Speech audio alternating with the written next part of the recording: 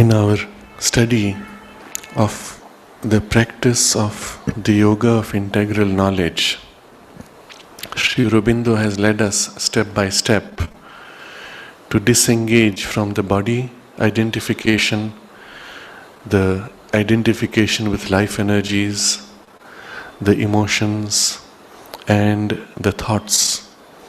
And at the last step, there is a gap created between the mind which thinks and wills and the mind that observes. The effort we made in the mind so far to separate itself drops off with the mind which thinks and wills.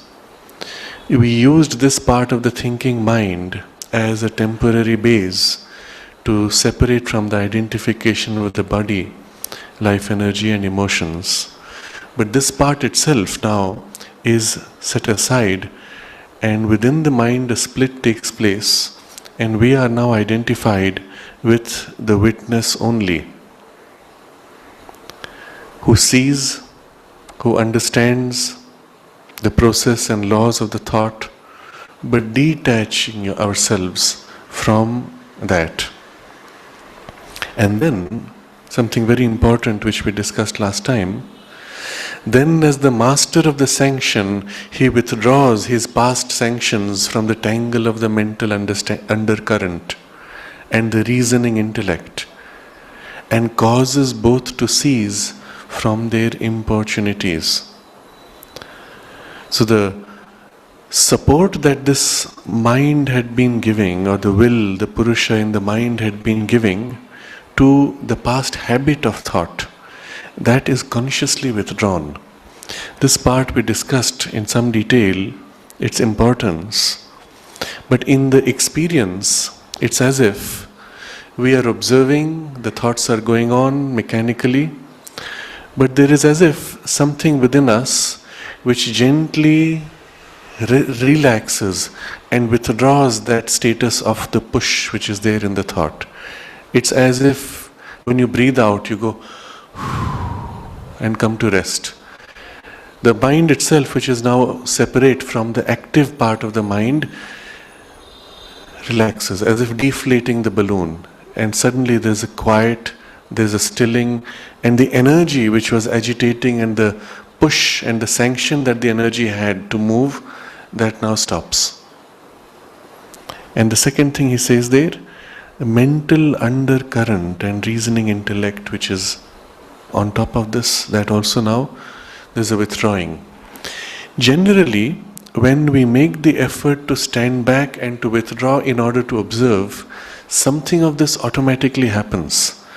But because it is happening automatically, it is never done completely. So there is a subsiding of the thought, but after a while again it starts.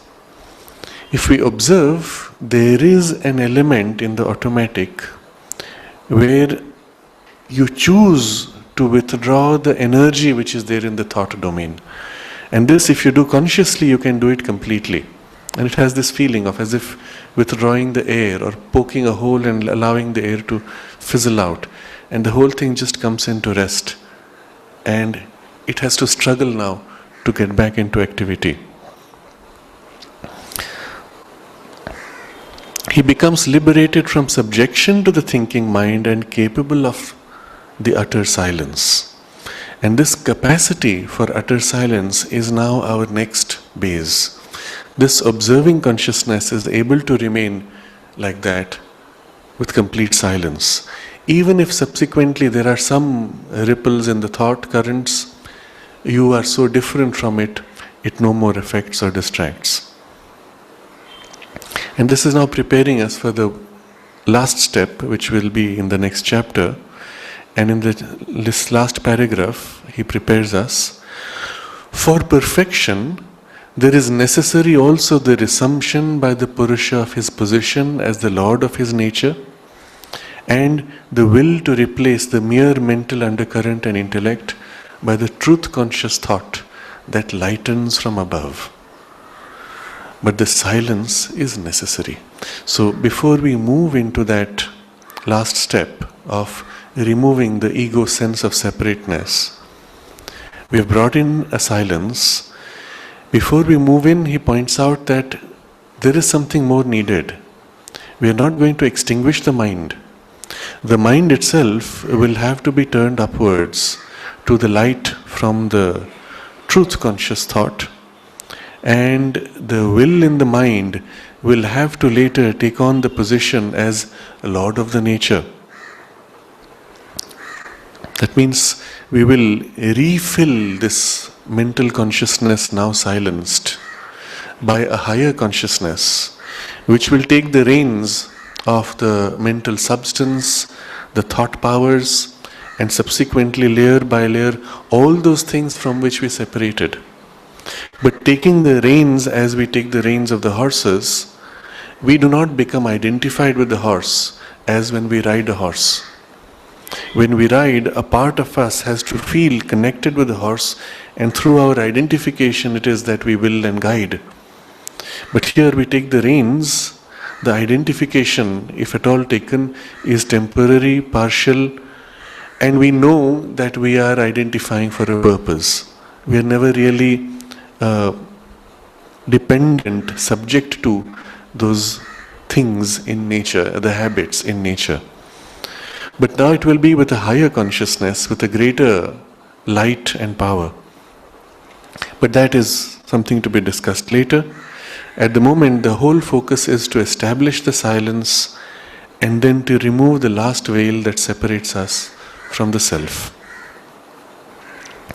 But the silence is necessary. In the silence and not in the thought, we shall find the self. We shall become aware of it, not merely conceive it. And we shall withdraw out of the mental Purusha into that which is the source of the mind. And we could ask ourselves this question: when I am conscious now as this observer in the mind, where does this conscious awareness come from? If all of this was only a process of nature and I have disengaged from the process, what remains when process is removed? There is a pure awareness, which simply is and watching. And in the path of self-inquiry, Ramana Maharshi reminds us repeatedly, ask yourself who is thinking. Ask yourself who is aware. So when I say I am conscious that my thoughts have become quiet, who is conscious? And so that forces us to go a little deeper into the source of this consciousness itself. And in that last step, we as if disengage from the thought awareness and break out into that which is the source of the mind. And the awareness there is fundamentally different from this awareness. And that's the reason why you cannot think yourself into self. As long as you're in a process, either of thinking or of separation, you cannot break out because you're in the substance in which the process can exist.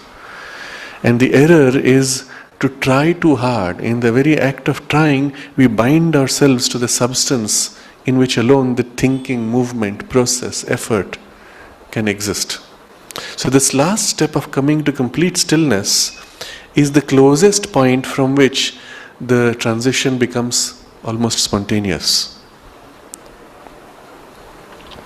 We shall withdraw out of the mental Purusha into that which is the source of the mind. But for this withdrawal, a final liberation is needed, the release from the ego sense in the mind. This poise of consciousness as if now turns to something. The awareness itself turns to something greater, to the source of itself. And there is as if a release. Something which was compelling a narrowing sense of I-ness is as if released. And the consciousness is released, merges into the self. This description of release is the nature of the last step. It is not done by an effort, but by a letting go. And so the next chapter is titled The Release from the Ego. It is a detailed chapter that discusses first the place of the ego and the various approaches to the dealing with the ego, and then moves finally to the means by which this step is accomplished.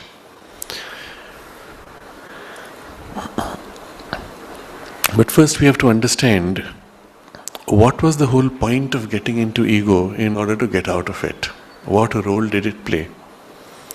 The formation of a mental and vital ego tied to the body sense was the first great labor of the cosmic life in its progressive evolution.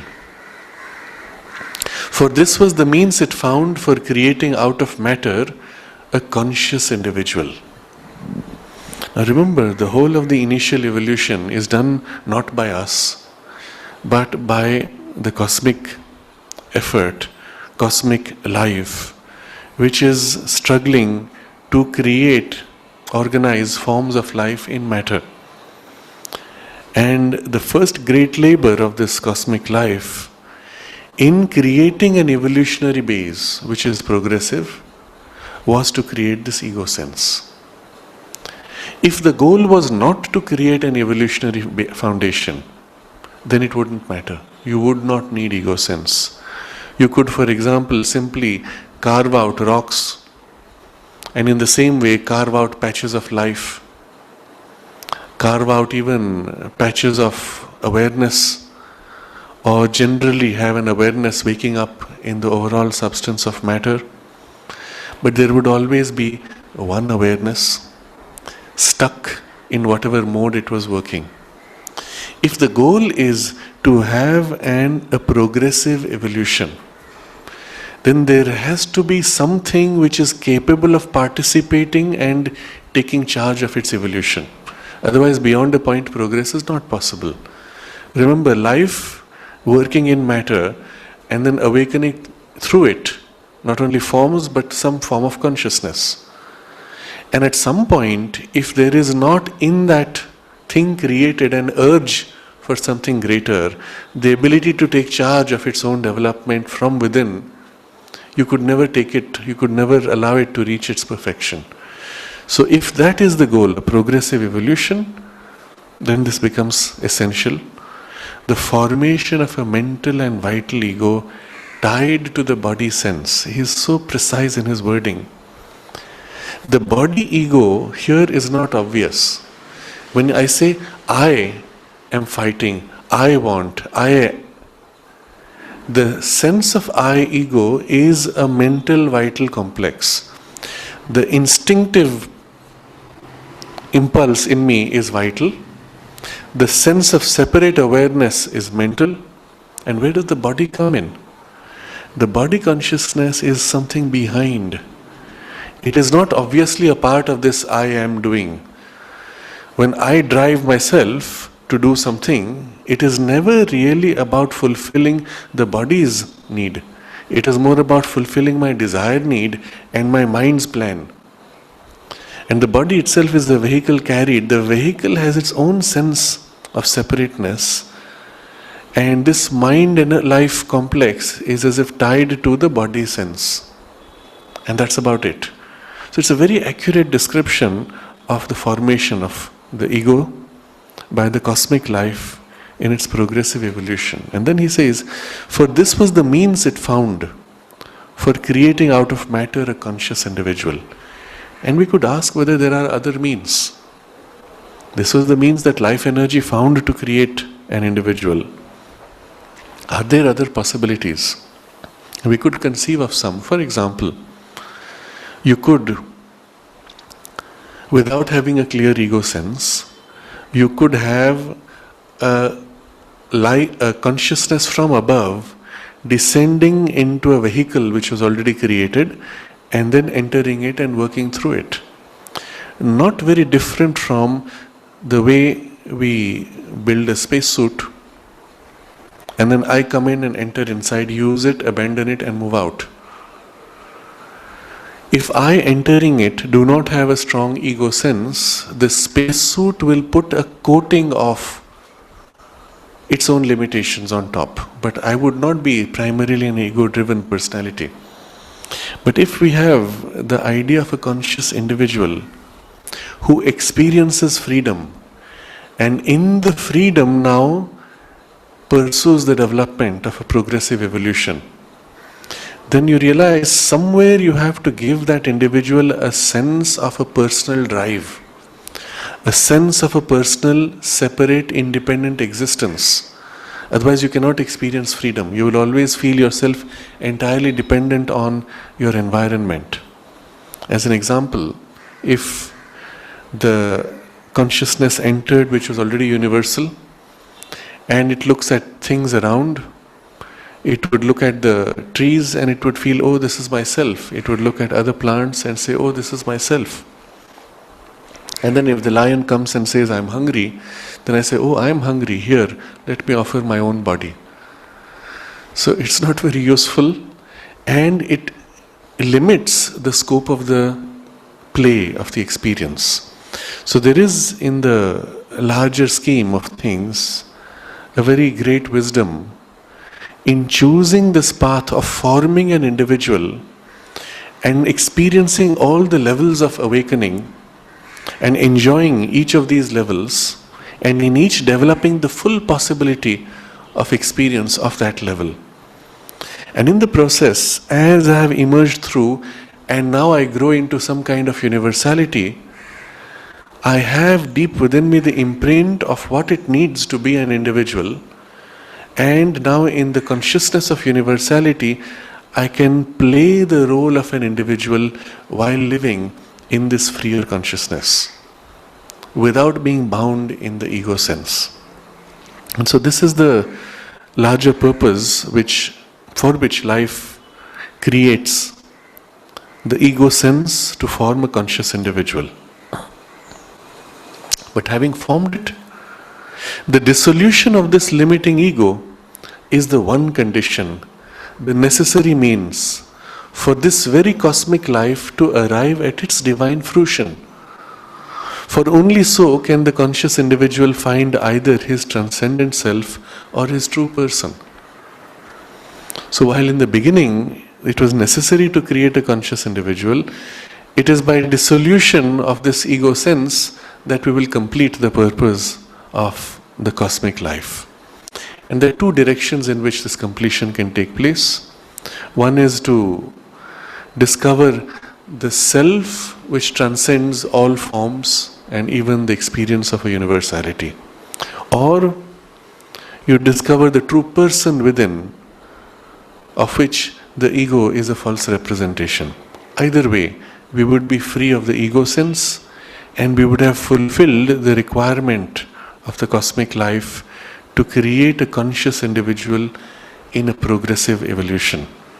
Because either you have the conscious individual, the soul within coming forward, the real person who leads the evolution, or this transcendent self, which is after all the origin of it all, and it leads now overtly. So there is a double movement. First, a formation of the ego sense, and then later the dissolution of the ego sense. And both are necessary. This double movement is usually represented as a fall and a redemption.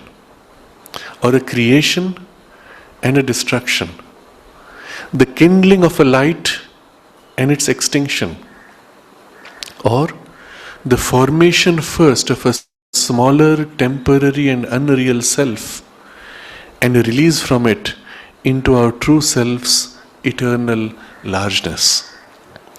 So he gives us 4 images. Remember, Sri Aurobindo never wastes words or images, and so we have to see why these 4 images.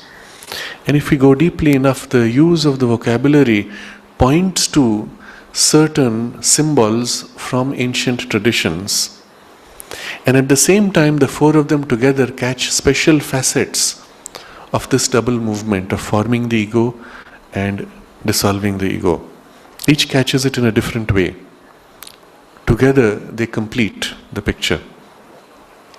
So the first is the sense of a fall and a redemption. And you will see this vocabulary used in the Christian tradition or pre-Christian tradition when we see it represented in the Judaic tradition and earlier even in the Sumerian tradition, that there is a state of native, natural,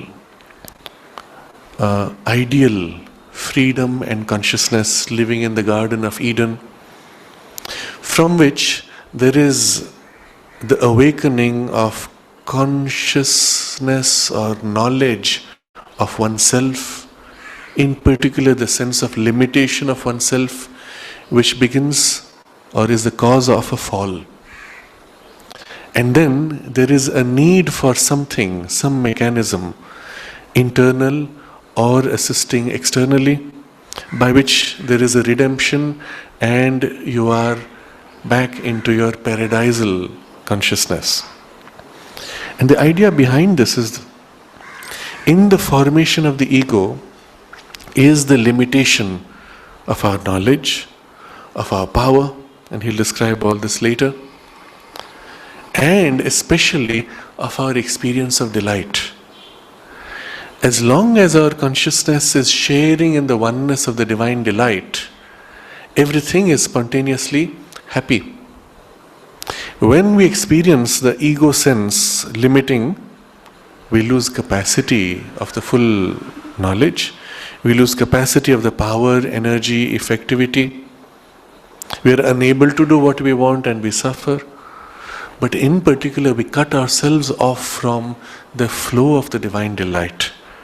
And at that point, we experience the pain, the suffering, the loss of joy, and so the fall.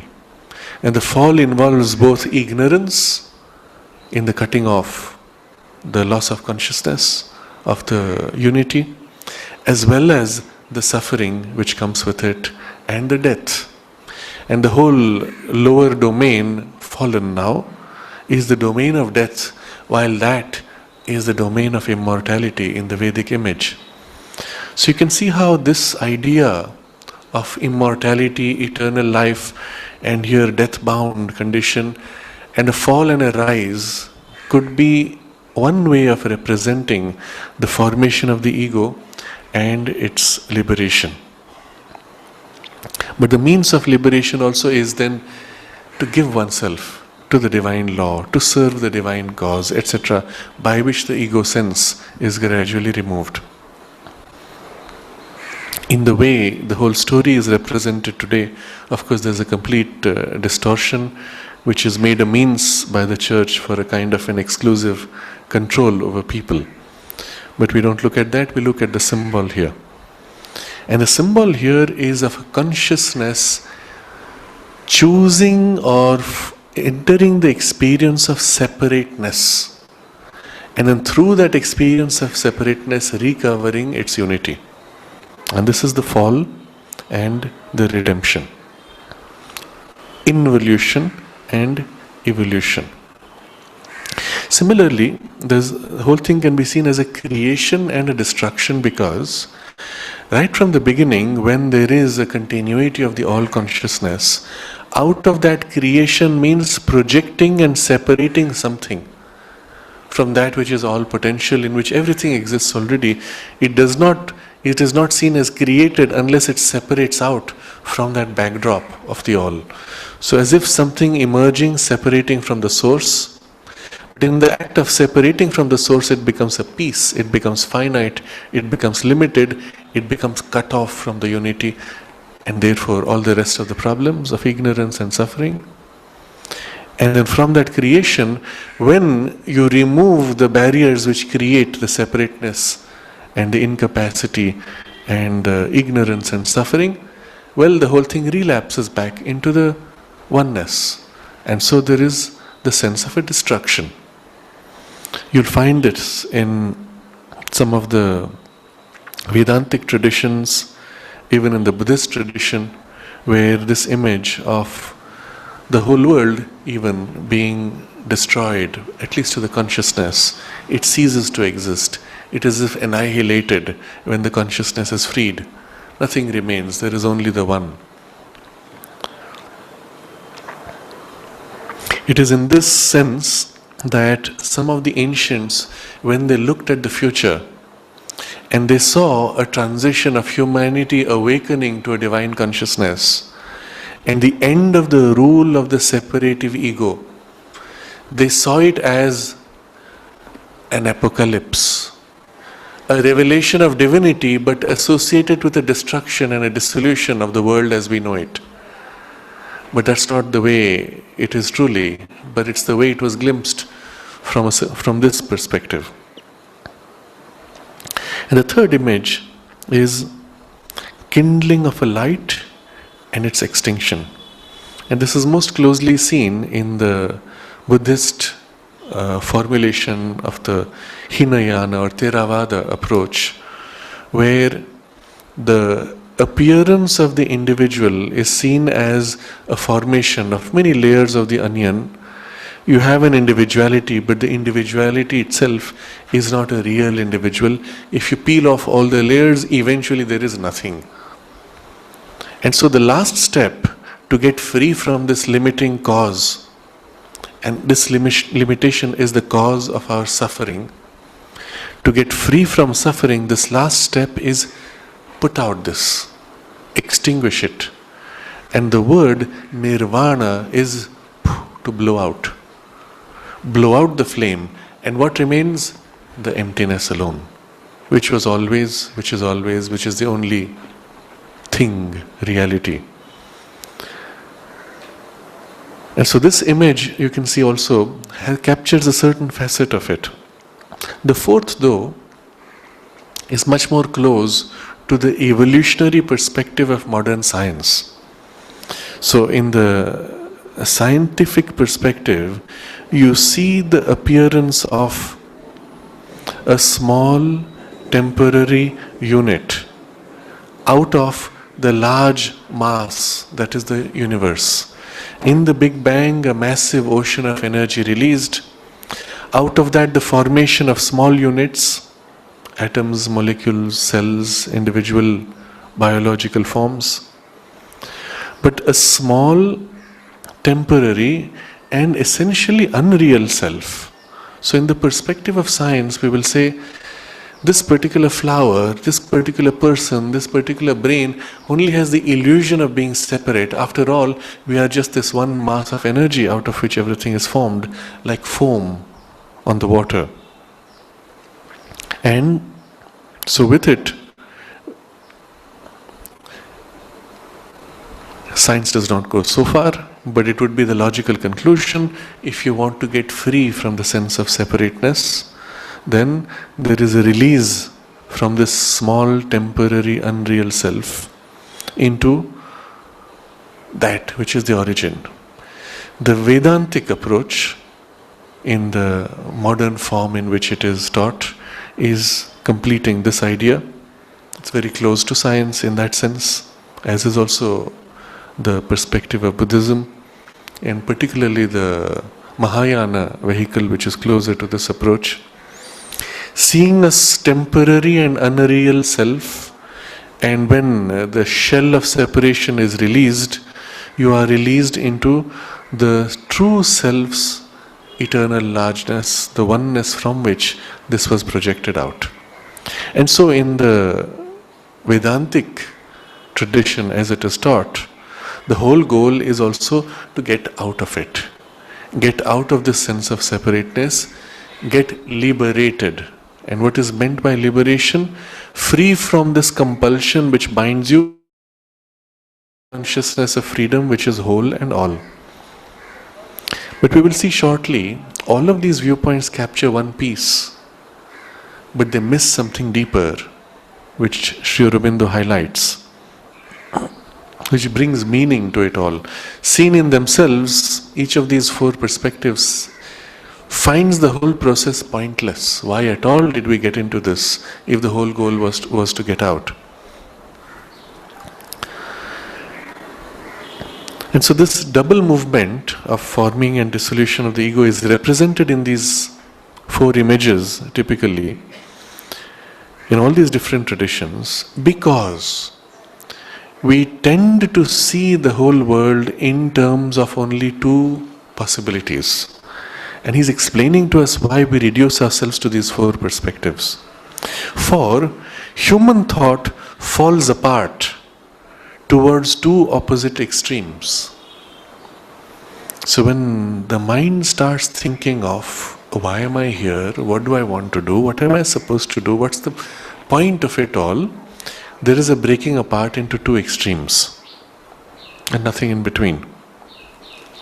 One, mundane and pragmatic, regards the fulfillment and satisfaction of the mental, vital and physical ego sense, individual or collective, as the object of life and looks no farther. The other, while the other, spiritual, philosophic or religious, which regards the conquest of the ego in the interest of the soul, spirit or whatever be the ultimate entity, as the one thing supremely worth doing. So we have these two very different approaches, and you will not find them able to meet in any way. You cannot take this and say, let's make a compromise. The compromise itself is uneasy because essentially contradictory. And as soon as there's a challenge, it breaks apart. So the first is mundane. The root of the word mundane, modern in French, mundus in Latin, means world, of the world, belonging to the world. Pragmatic has a similar sense which belongs to a practical application. Don't worry about theory, don't worry about abstractions. What's the simple, practical way forward? What works? And so when you look at the world in this way, what can you do with this life and with this world? Well, satisfaction of the mental, vital and physical ego sense. And that's the object of life.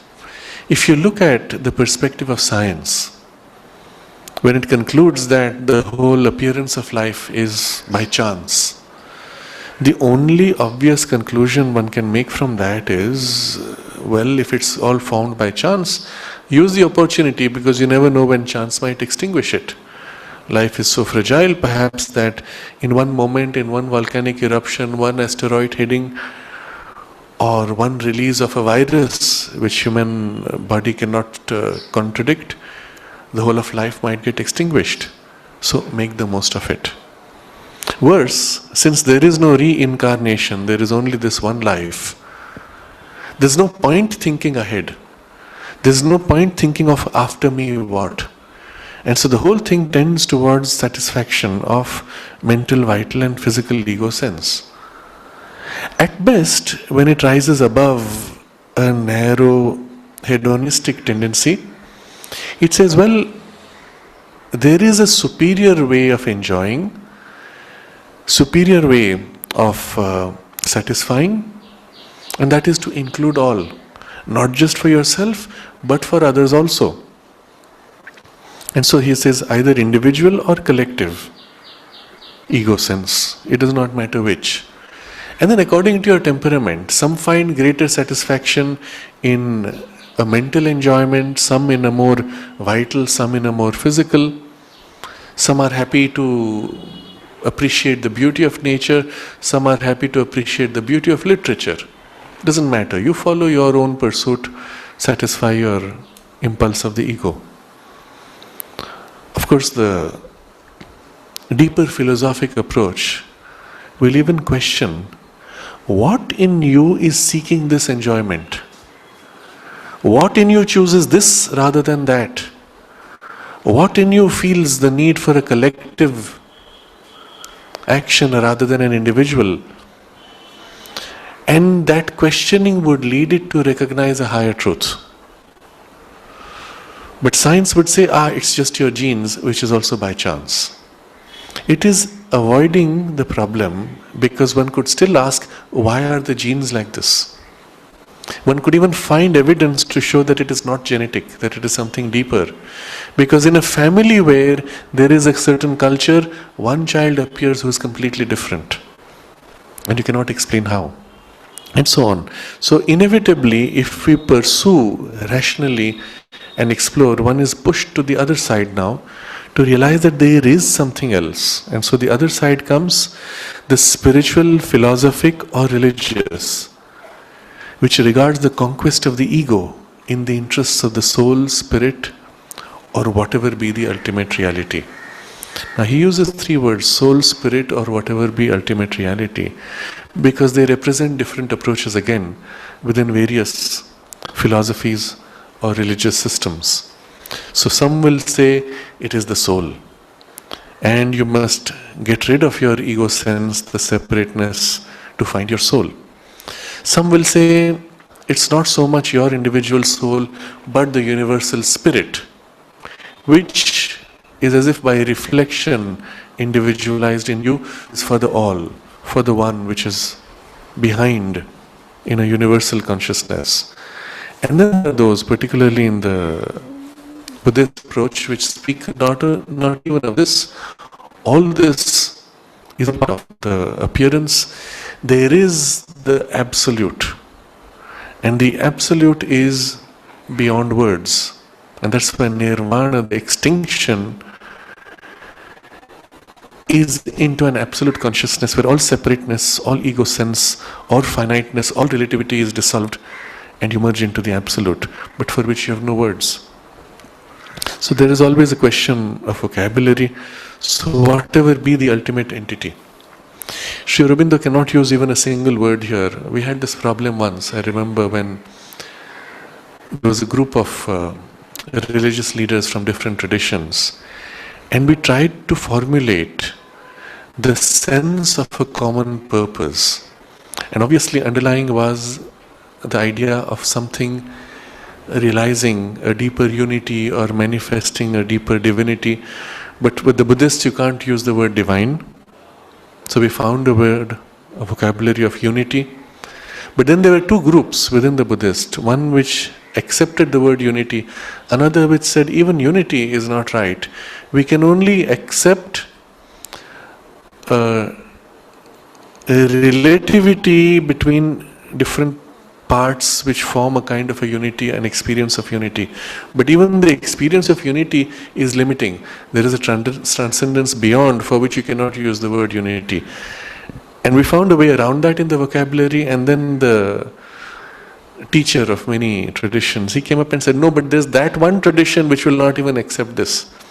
So as long as we stayed in the domain of words, we found ourselves unable to come to some kind of a common base. And finally a formulation did come, and we found each one interprets it in their own vocabulary, and somehow it fitted. Although still they said there was 1 or 2 traditions which would not accept it. But luckily there was nobody representing those specialized traditions, and the formulation went through. This is the problem. If you try to make a statement which covers all the different belief systems, philosophies or religions, you cannot. At some point you have to use a generic term like whatever be the ultimate entity. He cannot even use the word reality. Whatever be the ultimate entity. And so this will satisfy somehow, because you're dealing with realities which do not have words to represent. And so in the spiritual, philosophic, or religious, which regards the conquest of the ego in the interests of the soul, spirit, or whatever be the ultimate entity, as the one thing supremely worth doing. Now, in some of the religions, removal of the ego sense may involve a passage of suffering, of self-denial, of complete obedience to the religious teaching or the representative of the religion or representative of God or whatever form it takes. But all of it is justified in the name of crushing the ego sense. In the philosophic approaches similarly, you may have practices which involve completely abandoning all self-interest. In other specialized religions, you may even see people being told to have no personal possessions. In the monastic orders, you own nothing except that which is bare basic necessity of survival. Well, you need to wear clothes, and in the old days you had to have a pot with water. Even that, if you really are strict, you could avoid. And in current context, you could get water wherever you went. And so even in the most extreme of the monastic orders, they even abandoned the clothes. Live completely bare, with the wind and the sky as your clothing. Your consciousness, as the ego sense dissolves, your consciousness merges into the universality. And such a person, liberated, the name used is interesting, Digambara, meaning one whose clothing is the directions. And so your consciousness is so vast that the directions of space and time are your clothing, are your covering. In other words, your consciousness is completely liberated from all sense of limitation. But in its external form, they would even refuse to have physical clothing. One could of course question this. One could say, well, if your consciousness is liberated, what does it matter whether you have clothing of cloth or leaves or the air or perhaps the most sophisticated fashionable dress? It shouldn't matter, right? But it was because it was emerging from an ascetic tradition which took this stance that one has to make all efforts to break the ego, and the method used stuck all the way and remained as it kept its stamp in the form in which the whole thing was demonstrated. I am now free and I let go of all these things. In a sense, it was also a statement of abandonment of the world, abandonment of this domain of ignorance, insufficiency, suffering, etc. A kind of a disdain in a revolt and reaction against the insufficiency of the material world and the body consciousness. We see now two broad divisions. And again, Sri Aurobindo's position is covered by none of these. Sri Aurobindo's approach being integral, it sees the truth of both.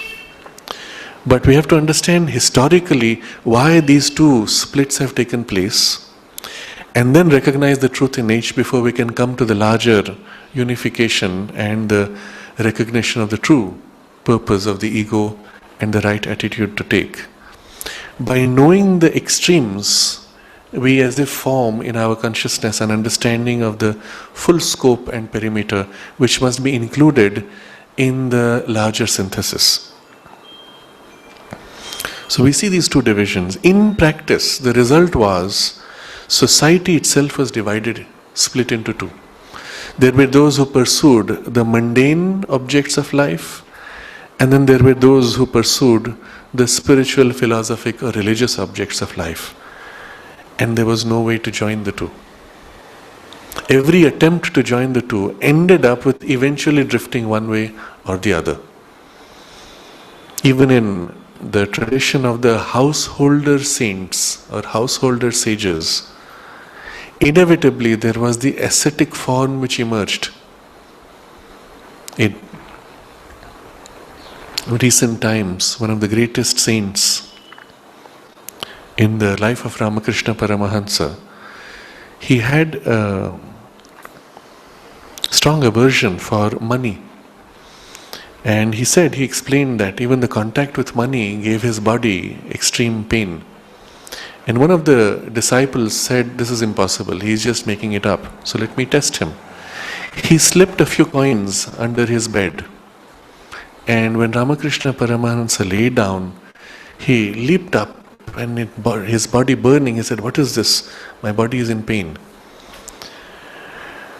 Although he was living as a life of a householder, having married even, and being in life not as an ascetic, cutting off from society, still there was this particular tendency, because it was at that time the way things were.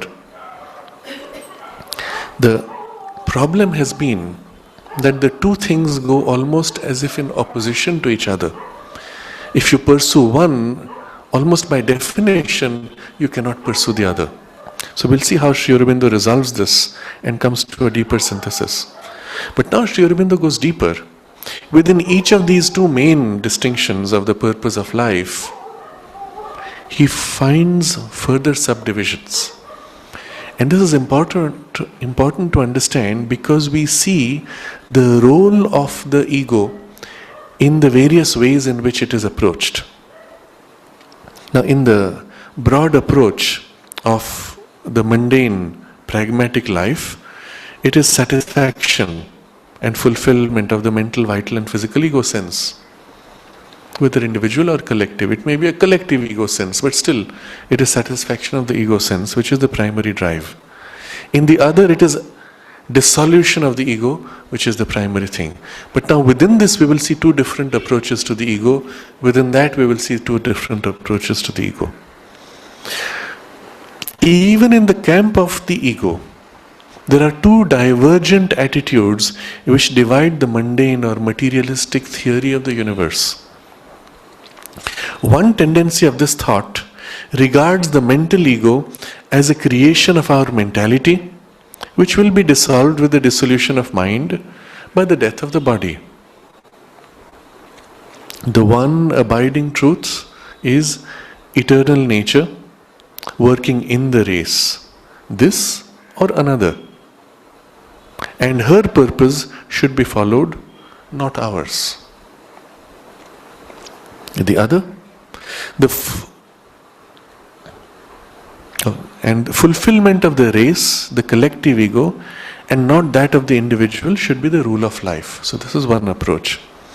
Another trend of thought, more vitalistic in its tendencies, fixes on the conscious ego as the supreme achievement of nature, no matter how transitory, ennobles it into a human representation of the will to be, and holds up its greatness and satisfaction as the highest aim of our existence. So you see here, within the camp of the ego sense, both approaches see here nature as your driver. Where did we come from? Well, nature formed us. But where is the fulfillment of nature? In the first case, it is the collective ego, the race, and not the individual, which has to be fulfilled. Because the individual dies, what happens next? So survival of the species, development of the race, improvement of the collective ego, that has to be important. And the other side looks at the individualized ego and says, this is the epitome, this is the best, this is the uniqueness. The collective only benefits from the individual's progress, and therefore nourish the individual ego, nourish the individual progress, give that the maximum possibility. You can see both are talking of ego growth, but this split is extremely important to recognize, because in the larger synthesis, we will have to catch the truth of each of these. But let's explore these two for a while and see how they can completely change our perspective. When we see, for example, a tribe struggling to survive against all odds. Odds may be against nature, it's a desert, or it is insufficiency of food, or it may be conflict with other tribes, or animals, or predatory animals, or disease. And when we are in a state of siege, soon we realize that even if an individual falls, somehow the group should survive. And so you see this instinct rising automatically in extreme forms of danger. In the battlefield, for example, where a group is in danger, often, very often, one or two individuals will come forward and sacrifice their lives, distract the enemy so that the rest can escape, knowing full well they will die. They accept this at that moment because the collective sense overwhelms the individual. Somehow I don't matter, we is more important. And I feel my ego sense subjugated, my personal ego sense subjugated to the collective ego sense. And I don't feel it a problem anymore to sacrifice my life. And the group ego, therefore, celebrates this as a great sacrifice, great martyrdom, praises it because it wants to perpetuate this truth for its own greater survival. You will see in all great collective movements the celebration of martyrdom as a great symbol which inspires the whole to somehow come together stronger. The loss of an individual for the growth of the whole.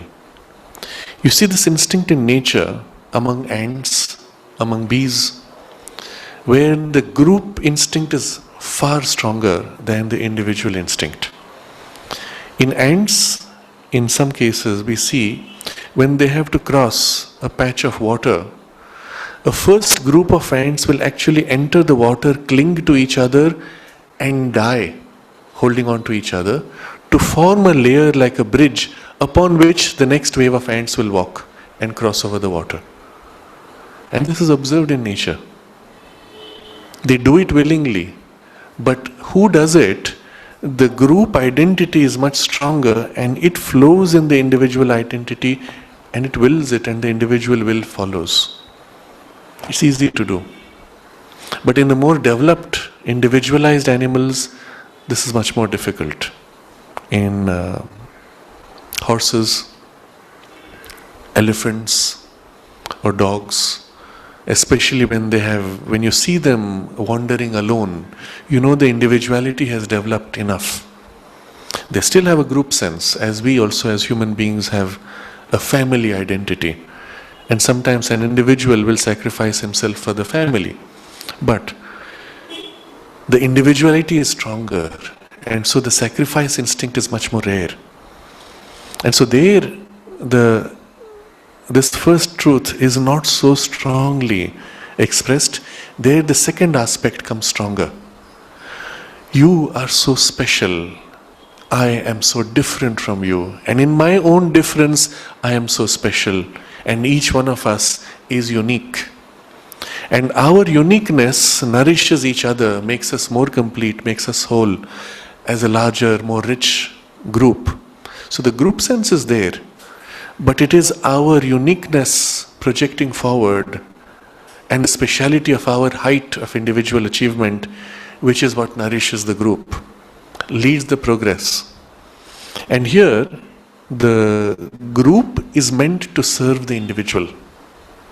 The group works to push forward and develop the best possibilities of each person. And although they are in completely different directions, we celebrate that distinction. In the first case, where the group identity was strong, it would tend to bring the individual into the group uniformity. If one person is too different, the group feels insecure, it will beat down the difference to align it better with the group. This is the instinct which you see in teenagers when we have this very peculiar culture of ragging. New people come, new students come into the college, and the old now seniors will shame them in some way. The act of shaming them is as if to suppress their individuality and bring them under control of their group consciousness. Similar thing happens in any group training, even in a company. If a person comes, he's new, and suddenly starts speaking up, questioning too many things of the culture, things people are used to, people rush quickly to beat down who is this new young upstart. You beat them down. Once the person has lost this impulse to question and provoke and go against the group, he is absorbed energetically into the group consciousness, then small incremental changes will be allowed. You can raise a little bit of question to make a small change, but do not question the fundamentals of the group. And so the tendency when the group predominates is to bring uniformity, suppress diversity, and very quickly then the group consciousness tends to become obsolete. What happens then is some part of the group breaks out, forms a new group now representing what is missing here, which this group refused to have. And so you have group egos breaking out, branching out, developing their own uniqueness, which again will become ossified after a while, leading to another breakup. Some of them die out as a group, and the individuals migrate and join other groups. And what you see in this evolution is large collectives taking their own different directions, developing their own possibilities, splitting, merging when necessary, and so on. In the second way, you see individuals leading the evolution. Groups are only supportive of individual evolution. If already at this point, if we are naturally more individualized, we would prefer to identify with the second movement. If we are not so individualized and we feel safety in numbers, we would prefer to join the first movement. In practice, we have a little bit of both. We feel safe in a community, but within the community life, we each try to find our own distinct ways. When the group objective is very strong, as in a monastic order, this is of course quickly discouraged. But it is those who have the impulse to follow their own way which rise eventually to the top of the order and become the leaders for the group. And so they fulfill themselves by following their own way, but now in the framework of the group and the group being led by them. So these are the complexities of the dynamic, but all through it is a celebration and satisfaction of the ego, whether the group ego or individual ego. Very often you will find within the group ego context, people will say, oh, so and so people are less egoistic. And it is true, in many communities, whether social or religious communities, one sees this. The individuals do not assert their egoism so much. They are much more humble, much more caring. They are taught to be of service to others. So when you come in as a visitor, you receive this very wonderful feeling of people who are less egoistic. And it is a great joy to be in that space. But if you watch carefully, the group as a whole tends to, over time, develop its own ego. We are so special. We are so pure. We are unique and so great. Nobody else is like us. There is the pride of the order. I had occasion to hear from somebody, a lady who was a nun in a very old Christian religious order. And she said something like, we have survived now for 2000 years. We are not worried about these problems. She was not even a leader. She was a leader type, but she had not yet got into that position of authority. She was a bit of a rebel, so always on the edge. The group supported her because she wrote so beautifully, but she didn't fit in too much. She was always questioning and was an irritant to the group consciousness. But when she said that, and I was wondering, what is the identification here? For all you know, in all of your previous lives, you have been in some other groups and even in some contrary traditions. But in this one life, this personality identifies with the consciousness of the group which has gone on for whatever, nearly 2000 years, and sees pride in that identity. Humble in the individual relation with others, but proud in the group identity. And so it's easy to see how the ego sense and the problems of the ego are never really fully lost. They're suppressed on individual level, but they grow in the collective form. In the other extreme, the collective ego is weak, but the individual egos are strong. But both of these categories belong to the pragmatic and the mundane approach. So I reread the sentence and you see what he catches here. One tendency of this thought regards the mental ego as a creation of our mentality, which will be dissolved with the dissolution of the mind by the death of the body. The one abiding truth is eternal nature working in the race, this or another. And her purpose should be followed, not ours. But we see her purpose in the race, the group. The fulfillment of the race, the collective ego, and not that of the individual, should be the rule of life. The same thing you see in some of the big religions.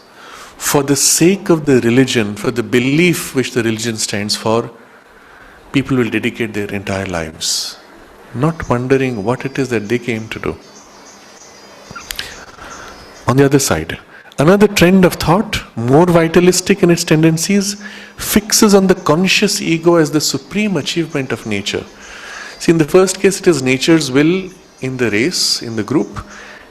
Here it is nature's will in the individual.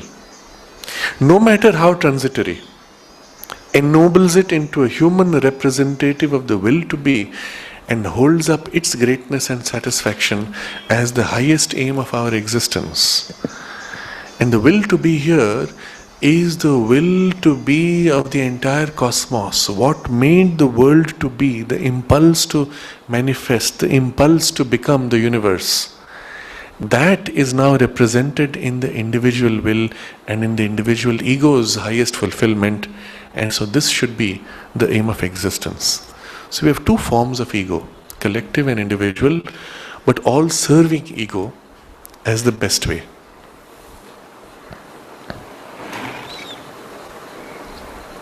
On the other side, remember, we have the non-ego approach, which says we have to get free of ego to move to some spiritual, religious or philosophical ideal. Now he takes up these and shows a split even there. In the more numerous systems that take their stand on some kind of religious thought or spiritual discipline, there is a corresponding divergence. And we see the form in which non-ego takes in two different ways. The Buddhist denies the existence of a real self or ego, admits no universal or transcendent being. The Advaitin declares the apparently individual soul to be none other than the Supreme Self and Brahman. Its individuality an illusion, the putting off of individual existence is the only true release. This is one category with two differences. Other parts, other systems assert, in flat contradiction of this view, the eternal persistence of the human soul, a basis of multiple consciousness in the one, or else a dependent but still separate entity. It is constant, real, imperishable. So there are those which say ultimate truth. Remember, all of them are saying get free of your ego sense. But ultimate truth is there is no individual. A variation of that says ultimate truth is the oneself and the individuality was an illusion. But a complete separate category says that there is actually an individuality in the divine consciousness. And within that three variations we will see. And therefore realization and fulfillment of that divine individuality is an intention in evolution. So you see here the split is of a different character. Is there or is there not in the divine consciousness an emphasis on or a reality to the sense of an individual soul. Yes, we abandon ego, but it to be replaced by an individual soul. Or is it that there is no such thing? You have to abandon ego and you merge and dissolve into some absolute, some cosmic or some transcendent. We don't know what. So look at each of these systems in a little more detail and see their finer distinctions. In the Buddhist teaching, there is no real self or ego, and there is no universal or transcendent being. There are systems which say, get rid of your superficial sense of ego and you will merge into one self, Atman, Brahman. But in Buddhism, the whole focus is on Anatman, non-self. So there is self in one system, there is non-self in the other system. But what do you mean by non-self? It means dissolution of everything. Anything that you could conceive of is still a limitation, is in the domain of relativity, dissolve it. So nirvana, extinction, dissolution of anything which can be conceived of, leaves you with what? Something you cannot conceive of, obviously. What is that? Well, you cannot conceive of it. So how can you describe it? You cannot describe it. So what word do you use? Because you have to use some word. So we say emptiness. But it's not really emptiness, because that is also a word and that is an idea. It transcends even that. And the problem is, when you try to describe something which is not emptiness but has the character of emptiness, you will use a different word, and that's how you get many specialized branches even within the Buddhist philosophy. But all of them will rest on this term Anatman, no individual. But what did the Buddha mean when he spoke of Anatman? That is not questioned. It is the word taken which he used, and then there are many philosophies which quarrel over what is meant there. A variation to this approach is the Advaitin. The Advaitin declares the apparently individual soul to be none other than the Supreme Self and Brahman. So here we say, you get rid of this apparent individuality, you lapse into self, Atman. But the Atman is not this self, not I which thinks I, but it is a fundamentally indivisible consciousness which includes all, which is the all, which includes all potential, and it is Brahman. Its individuality in us is an illusion. So when we get rid of our sense of ego sense, we merge into that one which is all and which is the self of all things. The putting off of individual existence is the only true release. There can be no other release, because that alone is true. All this is therefore illusory. Maya itself is like a screen which forms out of that one the appearance of many. As long as you experience multiplicity or separateness, you are bound in the screen of delusion, and therefore you must cut through and return to the only reality, which is the oneness. You can see between the Buddhist and the Advaitin, the common feature is that they do not accept separate individuality. The uncommon feature is the complete opposition in vocabulary. One says Anatman, the other says Atman. One says non-individuality, the other says the one self. And so, although Sri Aurobindo is putting them in one category because they are all aiming at dissolution of individuality, they have within themselves also a major contradiction. But separate from these, the non-Vedantic teachings, which speak of, for example, the philosophy of Dvaita, duality, or Vishishta Dvaita, which is a special variation of the sense of duality, they assert in contradiction to this view that there is a human soul. It comes from that source, and out of that it emerges as a divine principle. which is distinct and individual. And because it comes from that and by its will, it remains real and divine, although in limited expression of its divinity, because now separated. And this is an individual center. You can dissolve all you want of false appearances, this will persist. Remove the ego and you will discover behind the true soul. So the eternal persistence of the human soul is such, you can try to merge it back, but it can never be totally merged. It will always remain in some sense separate, because once it has been put out, it will always be there. In fact, some of them go so far as to say, you cannot merge back. Because once it's put out, it is a limited expression of divinity. And its only true fulfillment is in giving itself and relating to the one divine, and in that relationship and in the completeness of that relationship, always separate, it finds its fulfillment. So it must relate to the one divine consciousness in every way possible, realizing and seeing only that, even in the domain of forms, and thereby it is always free and in the bliss of that enjoyment. But it remains separate, cannot merge even if it wanted to. And a variation, a basis of multiple oneness in the one. So in the Sankhya system, this idea is very strongly placed. In the oneness, there are multiple centers of consciousness, created freely by the consciousness of oneness.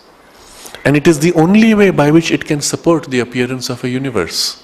Because unless that one consciousness watches and wills and holds the appearance of the universe and forms in itself, it could not survive.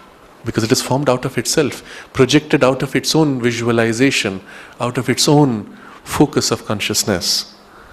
And so there are many centers created. Even if one center sleeps for a while, others are awake. And the fact that there is a consciousness watching supports and sustains this universe. This today is expressed in a different way, in a different vocabulary, in the more what we call New Age teachings, where they speak of the human beings as co-creators of creation. We are, along with the one divine, participants in the creation. We also are creating with him, together with him. And together ourselves, we also participate in creating our reality. In other words, what we intend, what we will, what we work towards is shaping the reality and making it in the form that we choose. And together we are developing the direction of evolution and even choosing what this reality will be like. And if we think in positive terms, we can build a positive reality. If we think in negative terms, we create a negative reality. Again, there's a truth to that. It is not as deep or a profound truth in the way it is stated. But there's a truth to that which must be taken into account in the larger synthesis. So, the eternal persistence of the human soul, a basis of multiple consciousness in the one, or else a dependent but still separate entity. It is constant, real, imperishable as a human soul. So a dependent but still separate entity is the approach of the Vishishtadvaita. We are like a wave emerging out of the ocean, and the wave itself, once put out, has a distinct form, but it cannot exist without that underlying constancy of the ocean. It cannot entirely lapse back. It is a special differentiation, a special quality of the ocean now projected as a separateness, but it is always dependent.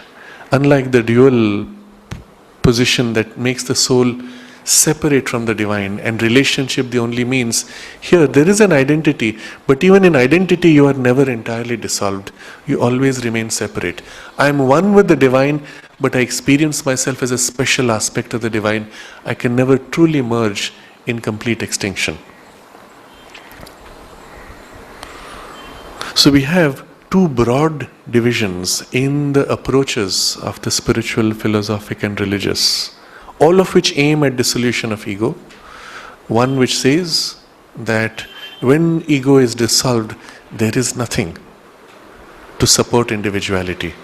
The other which says there is a fundamental support to individuality, and therefore behind the ego is something, a soul, an individual. And here we see all these variations, from the mundane approach to satisfy ego, to the spiritual which seeks to transcend ego, and all their variations. What is true? Amidst these various and conflicting opinions, the seeker of the truth has to decide for himself which shall be for him the knowledge. How do you choose? Because I am seeking truth. One of these has to be true. And if one of these is true, then the others have to be wrong. At least that's how the mind thinks. But in the larger synthesis, we will see all of them are perspectives, aspects of a deeper truth which is not purely intellectual. It is a synthetic truth. But we have to choose, and what do we do? The easy way out today, and unfortunately deceptively easy, is to simply say, all of these approaches, all of these religions, all of these traditions, all of these philosophies aim at the same thing. So I faced this one recently. In fact, somebody says, well, since they're all the same thing, I'm just following this particular system because I understand it better. I said, it's not the same thing. They're not speaking the same thing. Their idea of the divine, their idea of liberation is completely different. They use the same vocabulary of liberation. We have to get free of ignorance, we have to get free of some limitation, something which binds us. And then what? What do you get to when you're free? Completely different. So I said, you have a roadmap. A roadmap which shows you, here, these are the different goals. These are the various paths you could use to get to any one of these goals, or to whichever you choose. You can even navigate among them. Roadmap. And then you can choose which of the goals you choose. But they are different, and we have to accept that. But it's not so comfortable.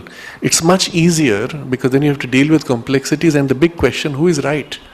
Because if one is right, the other is wrong. And in the domain of religions, they put it very simply. There's a group of 3 comedians. One is a Christian, one is a Jew, and one is a Muslim. All 3 from the Abrahamic tradition. So unfortunately, they don't see beyond that. But they make jokes with each other. Each one saying, my teaching alone is true, yours is wrong. And they make it like a comedy show. But it's very helpful for people to recognize how silly these positions are. And the starting point is this.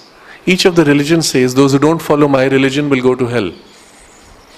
So among them, the whole of humanity will go to hell. First of all, those who don't belong to the Abrahamic religions will go to hell. Then each religion says the other will go to hell. If any one of them is right, then mass of humanity is going to go to hell. So you cannot bring them together when they take a position like that. And this is the problem even with these philosophies and religions. Now, Sri Aurobindo prepares us for a larger synthesis. And so he steps back from all these distinctions of formulation. What are we really seeking? And he gets to the fundamental of it. But if our aim is a spiritual release or a spiritual fulfillment, then the exceeding of this little mold of ego is imperative. So the common feature, once we have said that the mundane goal is not ours, but it is spiritual development, then we come to this one category where the common feature is this: release from this little mold of ego. Why? What's the rationale? And what he will describe now, you will see common to all the systems. Because the logic itself is of the nature of things. In the human ego, in the human egoism and its satisfaction, there can be no divine culmination and deliverance. A certain purification from egoism is the condition even of ethical progress and elevation. for social good and perfection. Much more is it indispensable for inner peace, purity, and joy. But a much more radical deliverance, not only from egoism but from ego idea and ego sense, is needed if our aim is to raise human into divine nature. So I have read quickly because we have to recognize him describing several steps, even in the resolution. Yes, we have to get free of ego sense. But why? And we see several reasons, each higher, more encompassing, leading to something still greater. So the first step, in human egoism and its satisfaction, there can be no divine culmination and deliverance. Why? Because simply we are chasing small, short-term, temporary impulses.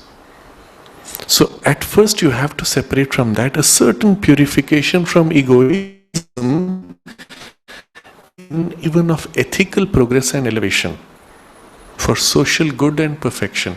We're not even talking of spiritual goals. We're not talking of self-realization or realization of some transcendent or nirvana.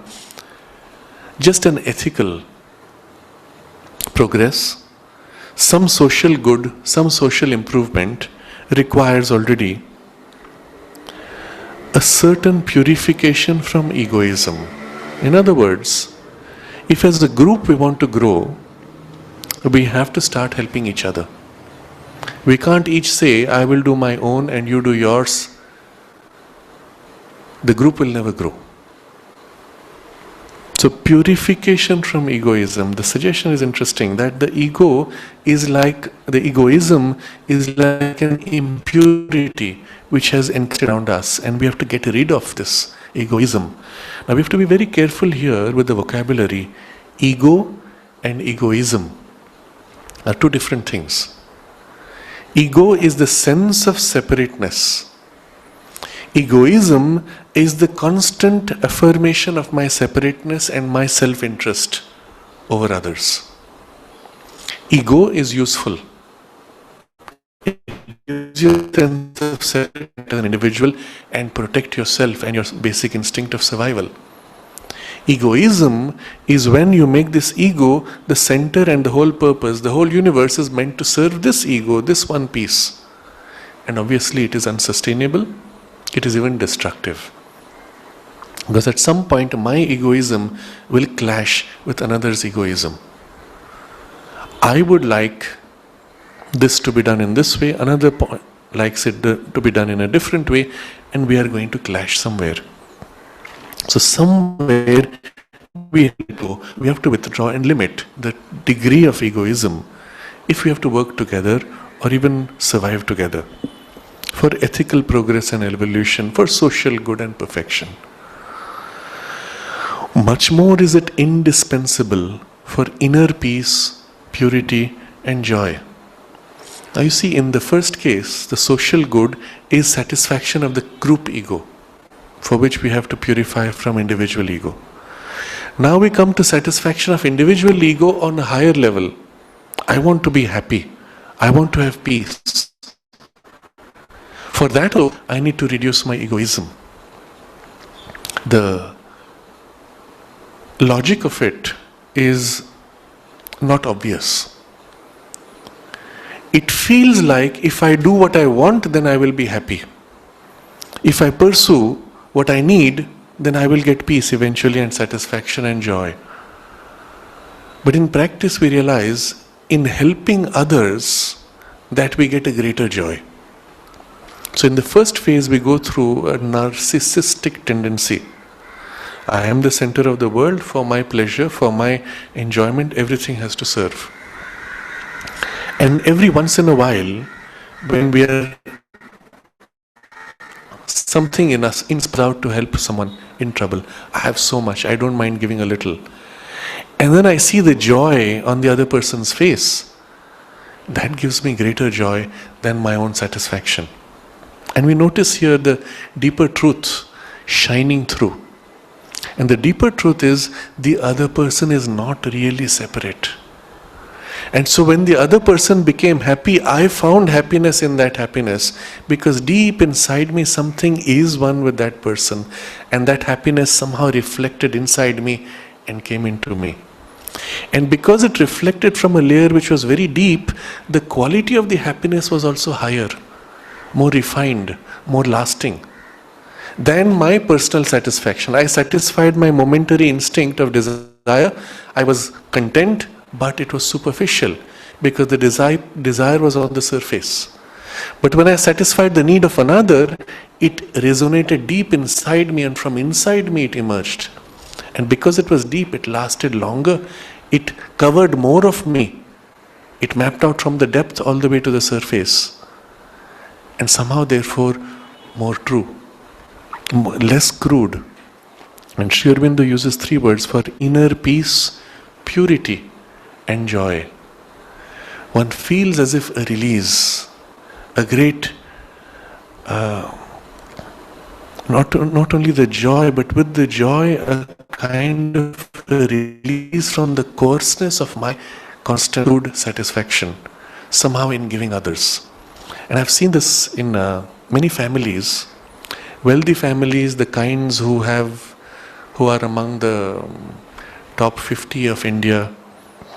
Most of them have a very deep religious culture, because they realize that what they have is finally not the result of their personal effort. It is far greater than their effort would have got them. It's therefore a grace of God.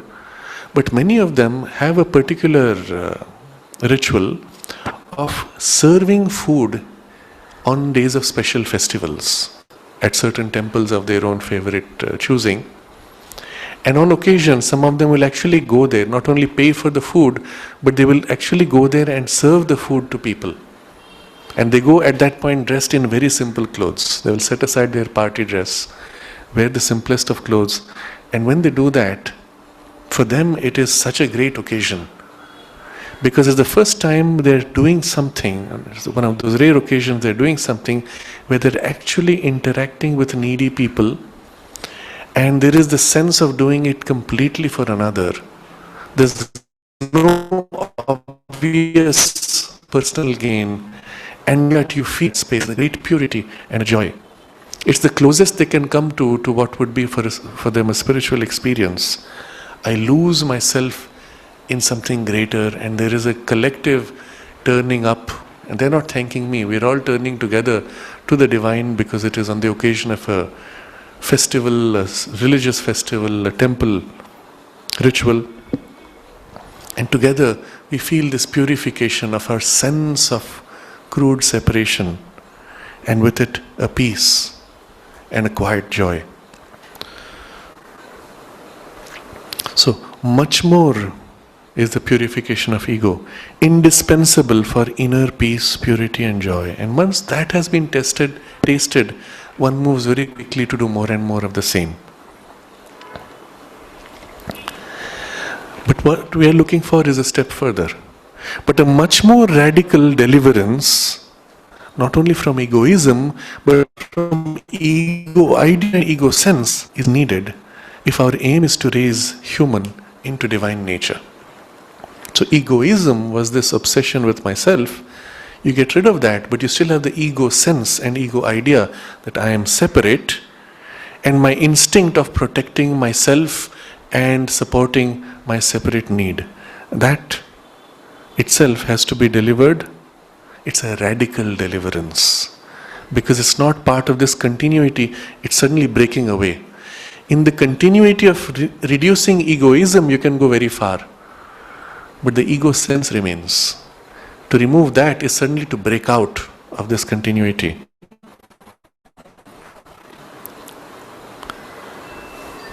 And that's when we can break out to divine nature from human nature. The human nature is characterized by this sense of separation. Divine nature is characterized by the sense of unity.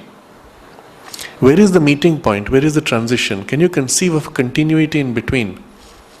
Difficult. Here is a break, separation.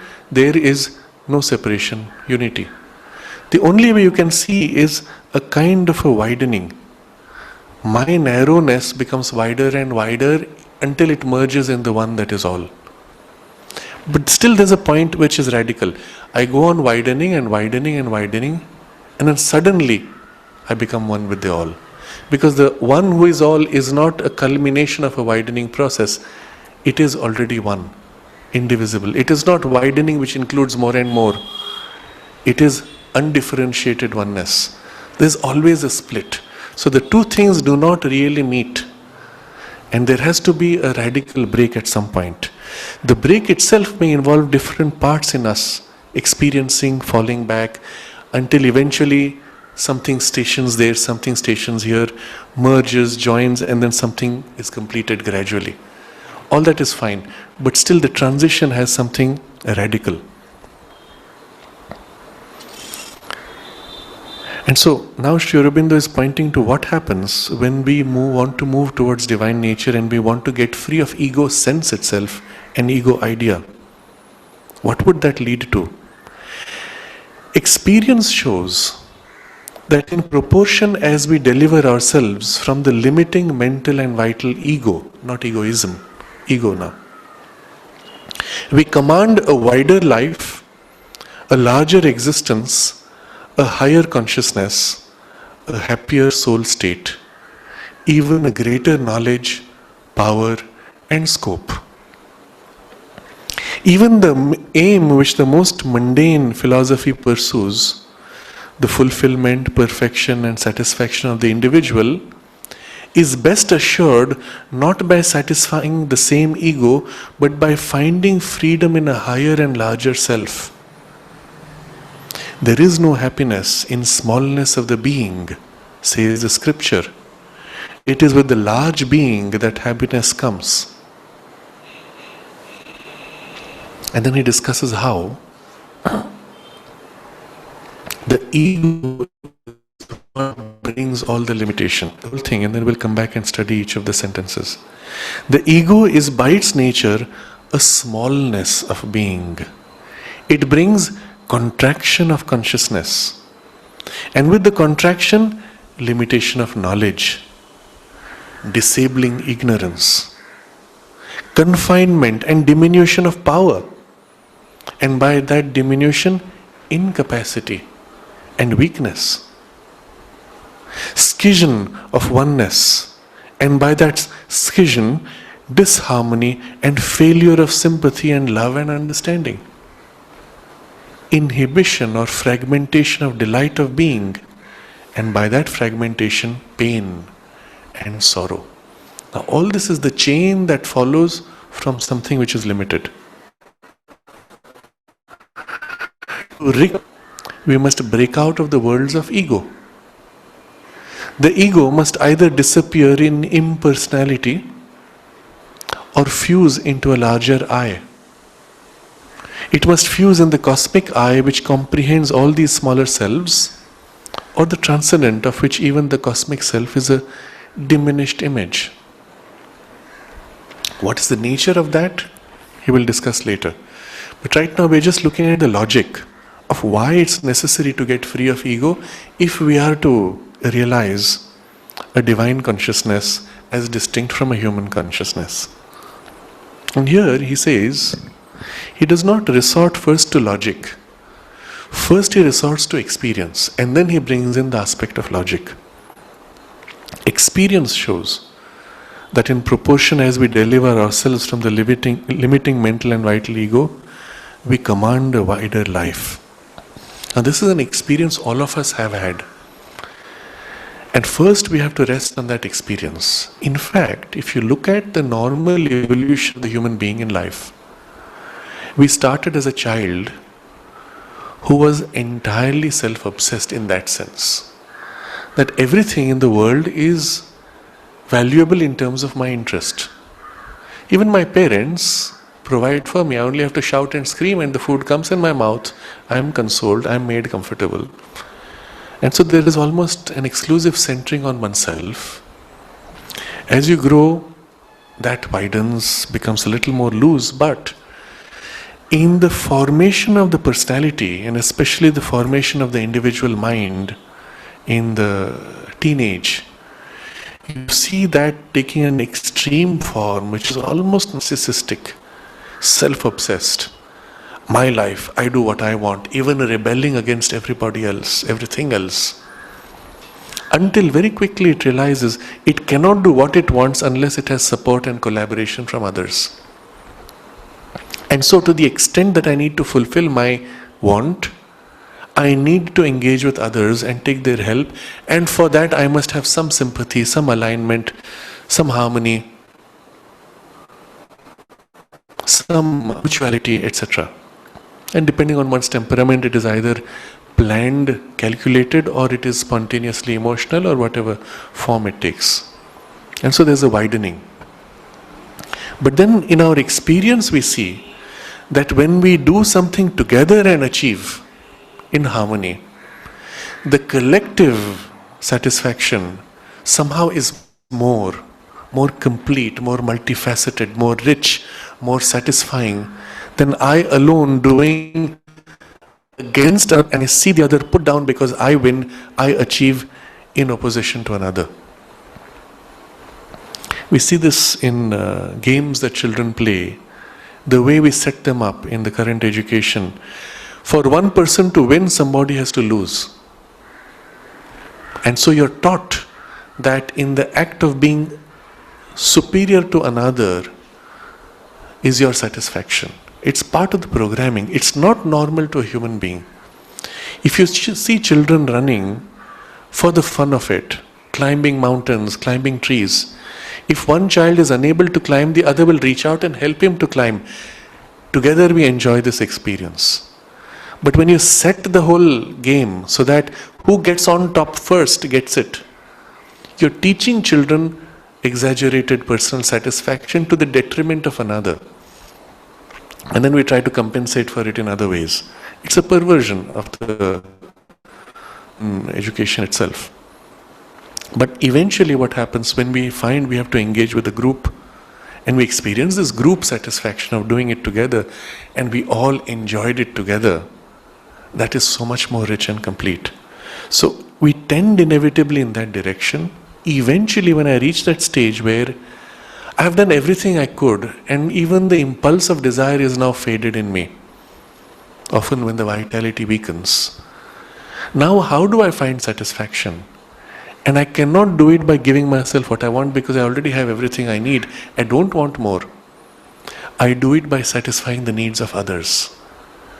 And so now I have diabetes, I have high blood pressure, I have a heart ailment, I cannot even eat the things which I used to enjoy. Now I don't even enjoy them when I eat them. I feed children who love sweets, who love this food, who love that. What they crave, I give to them. And when they laugh, when they are happy, I share in that happiness. And somehow that is more complete. So you see, in the arc of the normal human life, we move inevitably to some kind of sharing, collective, widened enjoyment. And we find that in the experience shows that in proportion as we deliver ourselves from the limiting mental and vital ego, we command a wider life. I have more friends, I have greater influence, I have greater respect, I have greater interests. Everything has become now much wider than my little personality. A larger existence and even a higher consciousness. Now notice the nature of my motives have shifted, the quality of my enjoyment has shifted, more refined, and the consciousness with which I look at things is somehow more free, more elevated. A happier soul state. We do not mean here the deepest soul, but the individual surface soul. Even a greater knowledge, power and scope. Those who have this tendency of sharing, caring, they have such large families that with that comes also something greater in their consciousness, which becomes wide, and all these aspects of knowledge, power and scope also grow. Even the aim which the most mundane philosophy pursues, the fulfillment, perfection and satisfaction of the individual, is best assured by satisfying Not by satisfying the same ego, but by finding freedom in a higher and larger self. So if the goal was here that we want to develop the individual, what is the development of your individual which will give you the greatest satisfaction? Not in just doing something which gives you greater capacity to do what you want, but which gives you greater capacity to impact others' lives. So let's say I'm an athlete. I keep winning awards. I have done it for myself. I have benefited. How does it impact society? But if I'm doing something which creates something new, a new invention, which changes the lives of the society. You look at someone like Steve Jobs. He's an icon. Not only in the domain of science and in the domain of industry, but in the domain of the common man. He brought in a total revolution in a certain experience which has changed the whole quality of life. How did it for himself? But if you see the nature of what he was creating, for his own satisfaction to create a piece of perfection, but the thing which he was creating was not going to satisfy him, it was going to impact society. And he knew that, and he was doing it for that. And that's when we have a much greater fulfillment, perfection and satisfaction of the ego. Now we can say, I have done something great for humanity. I have served, I have impacted others, etc. So the sense of fulfilling the ego, even when we take that mundane objective, it is most fulfilled when its impact is on a larger self and finding freedom in a higher and larger self, where the action you do actually ends in a greater freedom for everybody, not in greater chains of others. So the tyrant puts a large part of society in jail, makes others unhappy, reduces their freedom, is never celebrated in history. He never has the satisfaction even of having done something worthwhile. At best, that is a temporary means for something which he wants to do eventually. But that never happens. Instead, the one who comes and overthrows the tyrant and frees people brings a greater possibility of growth and evolution in freedom. These are the things which also give him satisfaction and for society. There is no happiness in smallness of the being, says the scripture. It is with the large being that happiness comes. Even if it is enlarging the ego to bring it to a collective, there's a greater happiness there. But now comes the key. What is it that makes this smallness unhappy? Ego is by its nature a smallness of being. And now we see the whole chain of logic here. It brings contraction of the consciousness. The moment you say, I am this, the rest is not me. I have contracted myself. Do you know the reality of it is? I am not this. I am all this out of which this little piece emerges. I am not able to exist if I do not have the garden from which the vegetables which nourish the body. And from my body what is thrown out which goes back into the garden, it's all part of one continuum. Just because I can walk around in the garden, I am not rooted like the tree, I have the sense that I am separate. The tree, although rooted, you can see more clearly the roots go very far. That land is also part of tree. And so it is for us, even physically, not just psychologically. The ego is by its very nature a smallness of being. It brings contraction of the consciousness. And with the contraction, limitation of knowledge. The moment I am this little piece, the only thing I know is this little much that is in here. I do not know all that which I have cut off, which I have abandoned. Next chain from there, disabling ignorance. The fact that I do not know makes me make errors. It disables me, makes me incapable of right action. This brings us to the next problem: confinement and diminution of power. The smallness of being, the ego, confines, and with it the power gets diminished. This enormous energy which is out there, I cut myself off from it. I have only this little energy which I have here. And by that, diminution, incapacity, and weakness. I cannot do everything that I want to do. I am weak, helpless. And you see the chain, I am dependent on others, therefore. It brings you back, it tries to break out of the ego to bring you back to the connection. But now we see how far it goes. Scission of oneness. And by that scission, disharmony and failure of sympathy and love and understanding. So the moment I've cut myself off and the sense of oneness is broken, the other piece is not me. I cannot know it, I cannot understand it, and therefore I cannot work together in harmony. What I do and what it does, somehow I'm not able to coordinate. Failure of sympathy and love and understanding, and which leads to a whole chain of misunderstandings, and everything falls apart eventually. And finally, inhibition or fragmentation of delight of being, and by that fragmentation, pain and sorrow. Delight of being is not the joy you have from something which is being done or from some external interaction. It is the innate delight to simply be.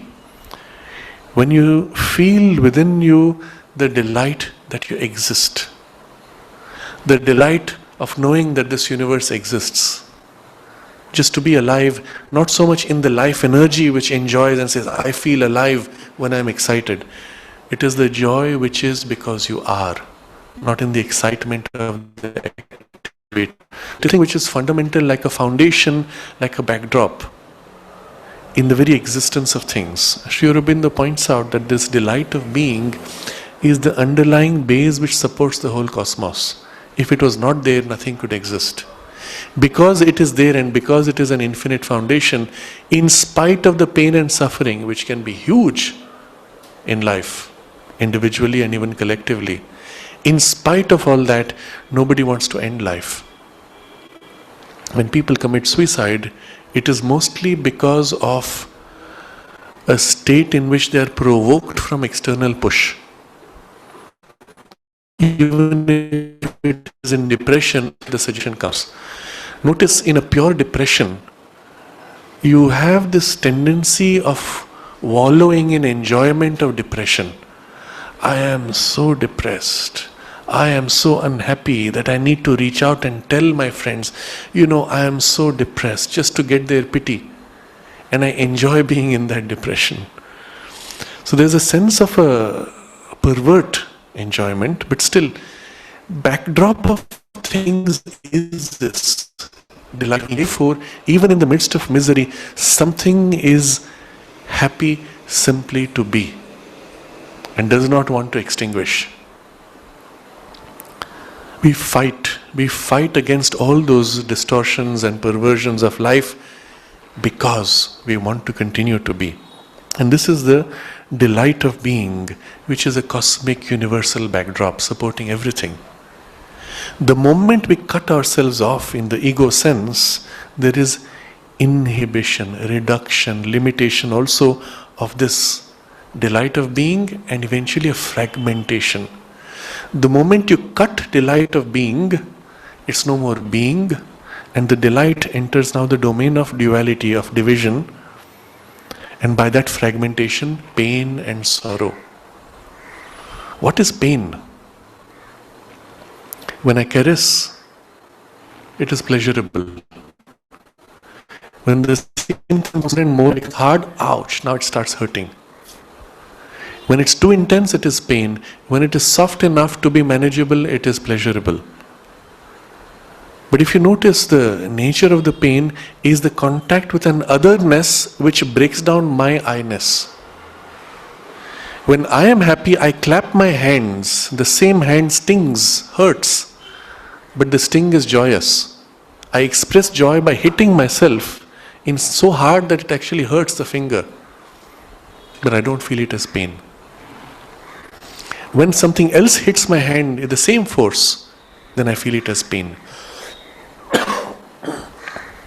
Pain inherently is an otherness impacting me to a point where I begin to break down, that I experience as pain. When otherness touches me in a way which is supportive of sensation, I feel it as pleasure. But the duality comes when there is otherness meeting me.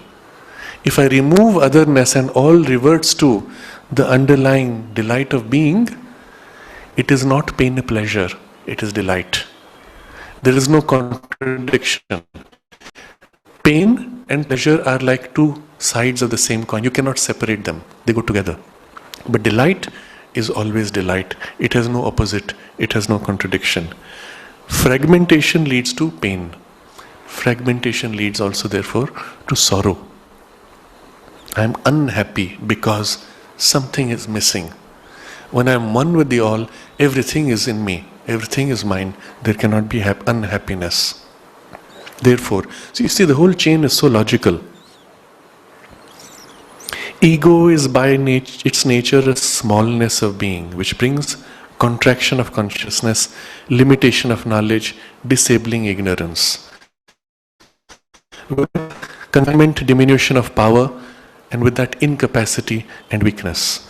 With that cutting of oneness is the disharmony, failure of sympathy, love and understanding. With that cutting of oneness, fragmentation of delight of being, and with that fragmentation, pain and sorrow. The whole chain follows from this limitation of ego sense which cuts off, makes you small. To recover what is lost, we must break out of the worlds of ego, meaning the small has to recover its largeness. There are two ways here. The ego must either disappear in impersonality or fuse into a larger I. Impersonality is when you step back from ego. And all of these distinctions are now pushed away. I am none of these. I meet all things equally as if they were one, as if I were equally in them, in relation with them.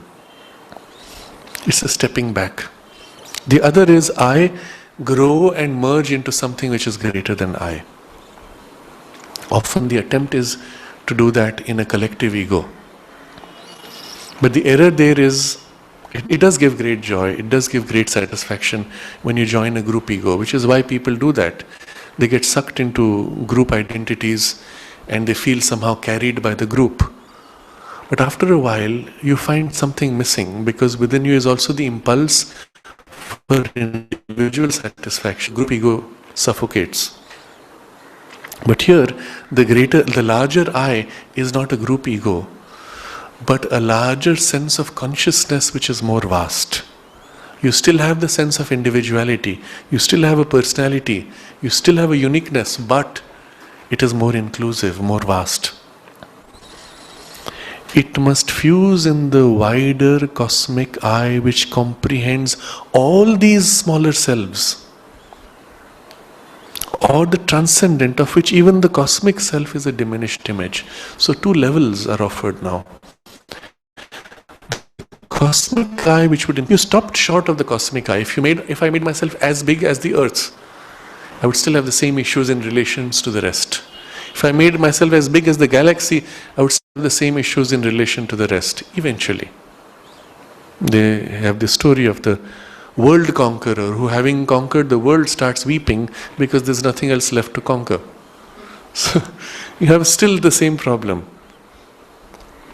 We may, with science, develop massive space fleets, travel all over the planets, and in our consciousness we would be identified with a larger sense of identity even beyond Earth. But if we have not gone beyond ego sense, we have only now an exaggerated ego sense. Now let's conquer another planet, another galaxy, and the same games of conflict which we had across neighbors of our houses, or within the house even across rooms, now get exaggerated to that scale. The problem is not solved. You cannot stop short. You have to find oneness with that whole, wider cosmic eye, which comprehends all these smaller selves. It includes them all. But comprehends meaning include as a part of itself. It does not feel them as separate pieces inside it. They are all parts of itself, one consciousness with all these parts inside me. Or even above that, the transcendent, of which even the cosmic self is a diminished image. And it is difficult for us to conceive of the transcendent. The only way we can image it, if we imagine infinite and see it as infinite in all directions, richly multiple across so many levels of consciousness and infinitely fine gradations of consciousness. So infinite planes of an infinity each, and within that infinite variations, that whole totality of the universe. And now somehow reduce it to a tiny grain against a backdrop of something which you cannot describe, kind of a nothingness. And all that universe of infinities is reduced to this tiny grain against this massive backdrop. A grain so tiny that it was almost on the brink of extinction, and there is only this backdrop of nothingness or all potential. We don't know what words to use.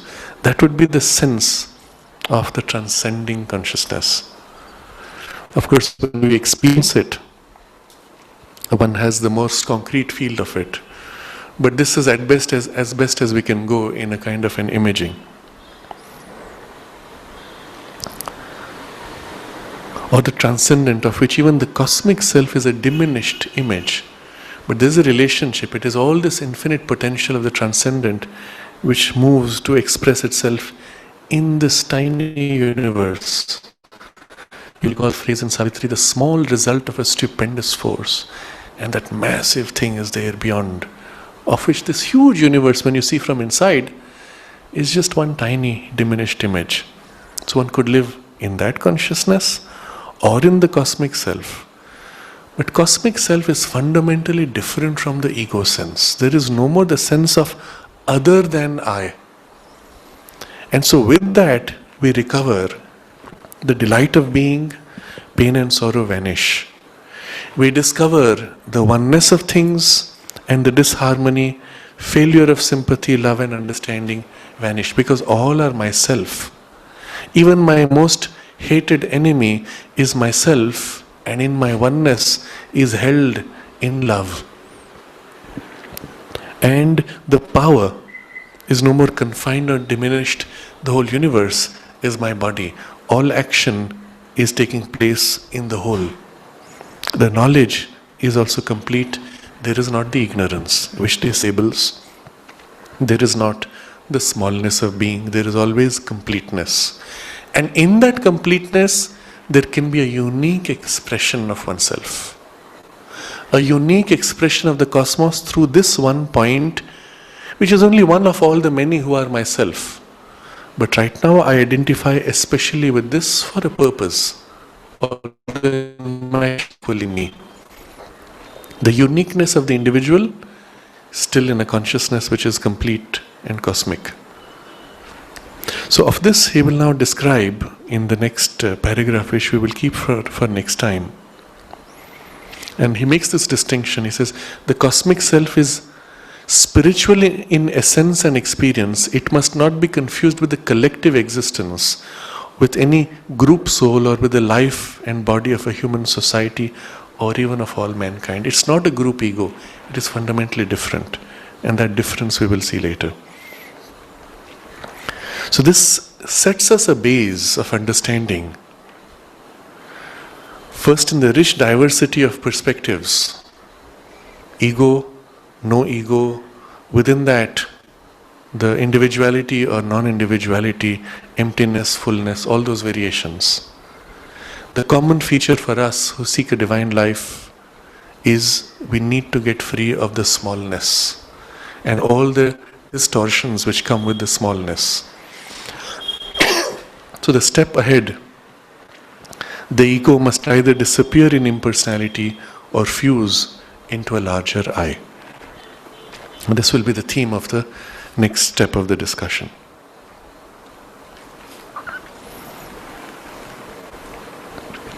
We could have, in the discussion, in the logic of things, completely ignored all the other possibilities, including the possibility of satisfaction of the ego, individual ego or the collective ego, etc.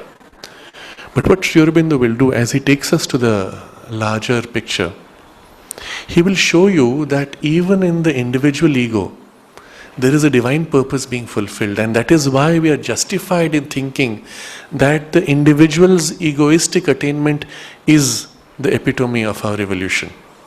We are justified in thinking that, but we are erroneous to stop there. Similarly, in the group ego also, the divine manifests a special aspect. And therefore we are justified in the collective identity subjugating the individual. Because after all, that's how the group collective evolution is going to move forward. But we make the error to stop short there. But how do you reconcile individual with collective? You cannot in a purely divided consciousness. You can only reconcile it in a consciousness which experiences unity.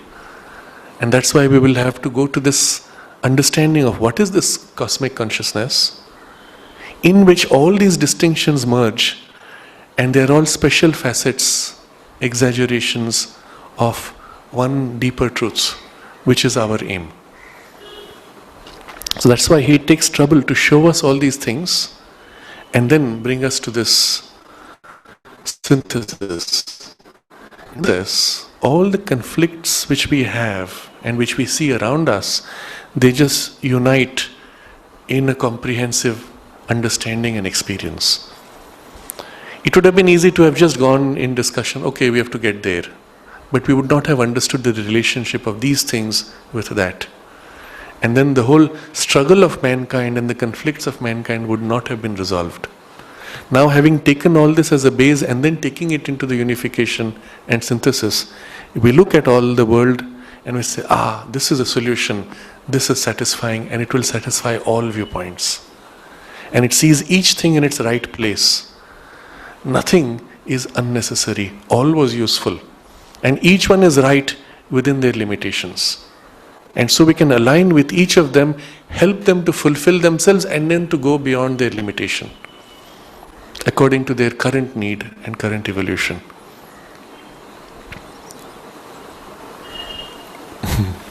We can take up any questions or any comments you have.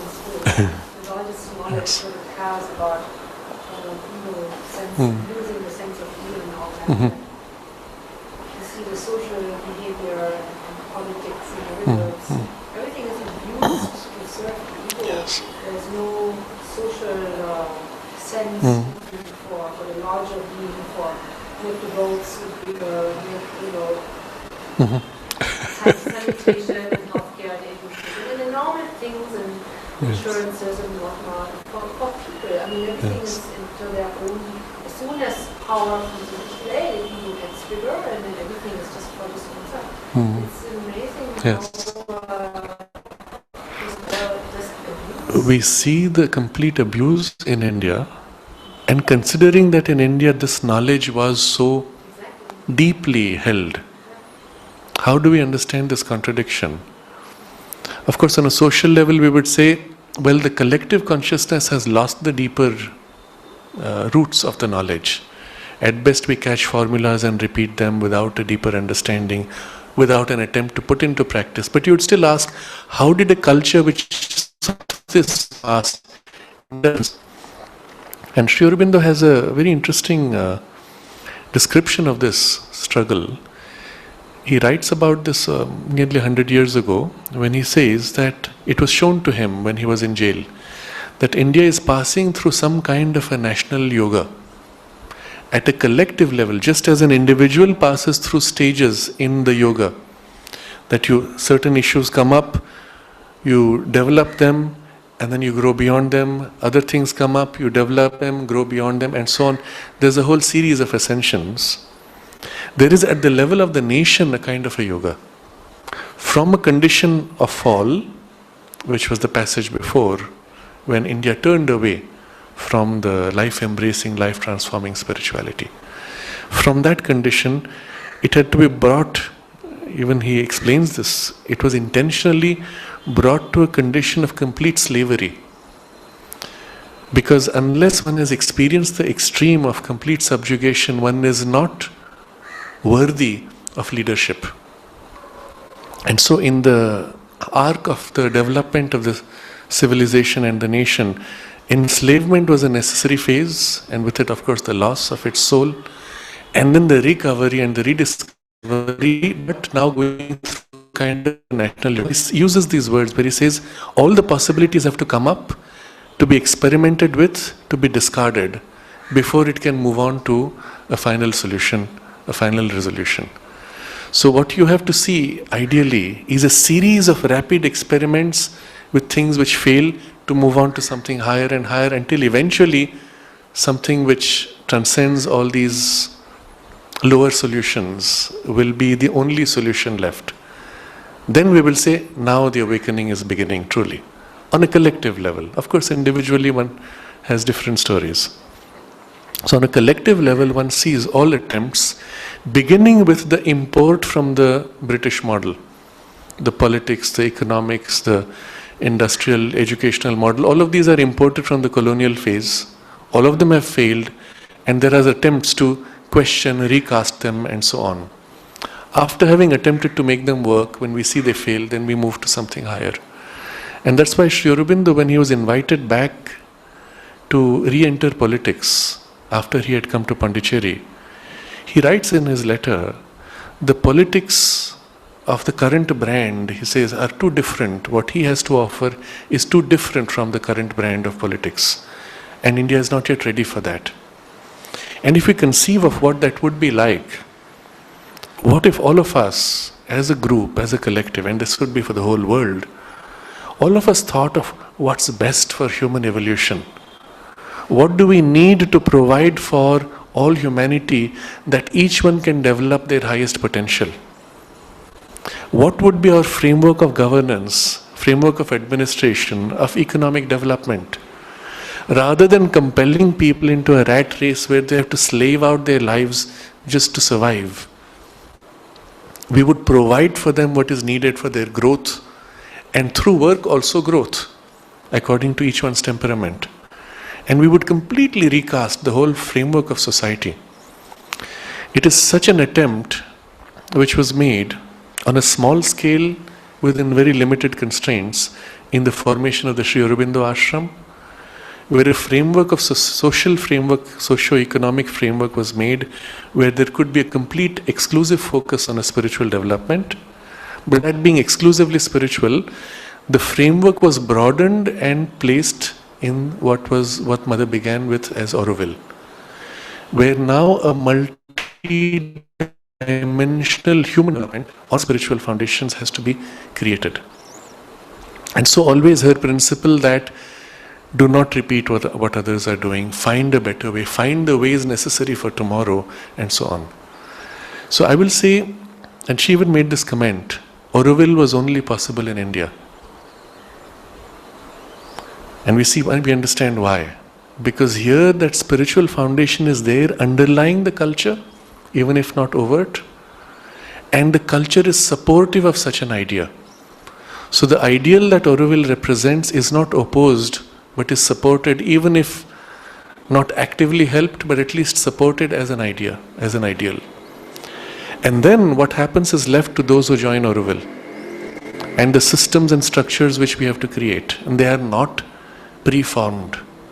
What is established is the consciousness which has to manifest, and the systems and structures to manifest that consciousness have to match the current evolution of humanity or of the people living there, and that will evolve. And that's why she insisted all even administrative and economic structures would have to evolve to match the consciousness. So what we are seeing, I would say, in Auroville, what we are seeing is the promise of what will happen for the world, and hopefully it will happen first in India. It may not seem obvious how that would be, but in the last 2 years, for the first time, we are seeing signs of how it can be. Earlier, we did not see it happen at all because of the nature of the confusion in politics. But then the mother also warned about that. She said it will be politics which will be the last to change in response to the new consciousness. But we are seeing first signs that even in the national discourse, there is thinking in terms which are not primarily the satisfaction of the individual or the party, but for the overall growth of the country. A collective growth and a collective development has been placed as an ideal for the nation and has been accepted. And in the 2 years, already all the states and their politics have reoriented themselves from simply looting the country to at least repeating this ideal of a development goal. So that for me is a first sign that things are moving in the right direction. But I believe, as always happens, the shift will be in the grassroots first, before it is reflected in the organizational structures. And to the extent that Auroville succeeds, the ripple effect will be more concrete and more obvious.